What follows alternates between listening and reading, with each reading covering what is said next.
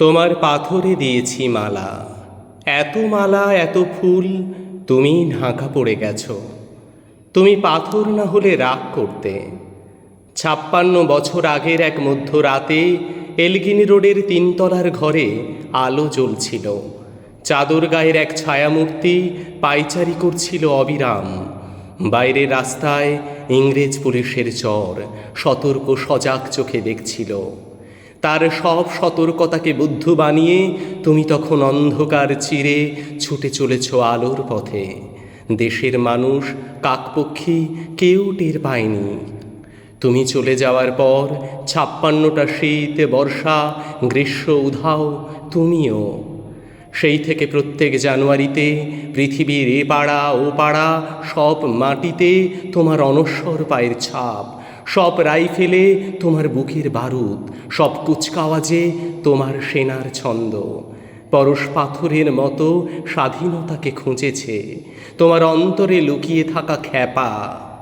তোমার গন্তব্য ছিল স্বাধীনতা, তোমার পথ ছিল স্বাধীনতা, তোমার স্বপ্ন ছিল স্বাধীনতা, তোমার প্রেম ছিল স্বাধীনতা।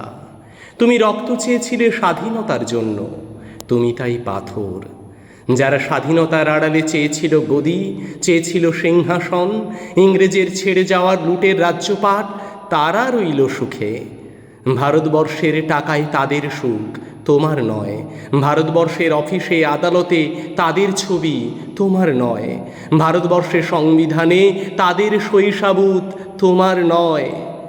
ইংরেজ গরিব মানুষকে পায়ের নিচে রাখত, আমরা বড়লোকদের মাথায় করে রেখেছি। স্মাগলার কিংবা ডাকাতকে জোড়হাতে সভাপতির আসনে আহ্বান করেছি। ইংরেজ দেশের ধন সম্পত্তি লুট করত, আমরা দেশটাকে বেচে দিচ্ছি। ইংরেজ দিয়েছে চাবুক, লাঠি, গুলি, আমরা দিয়েছি মাস্তান, মাফিয়া, নেতা আর বুলি। ইংরেজ দিয়েছে কালাপানি, সেলুলার জেল, আমরা দিয়েছি টিভিতে সুপারহিট মোকাবিলা আর আইনসভায় আয়ারাম গয়ারামের খেল। ৫৬ বছর আগের এক মধ্যরাতে পরাধীন এই দেশ ছেড়ে তুমি চলে গিয়েছিলে, স্বাধীন এক স্বদেশে ফিরে আসার স্বপ্ন নিয়ে। তুমি ফিরে আসনি, স্বাধীনতা এসেছে।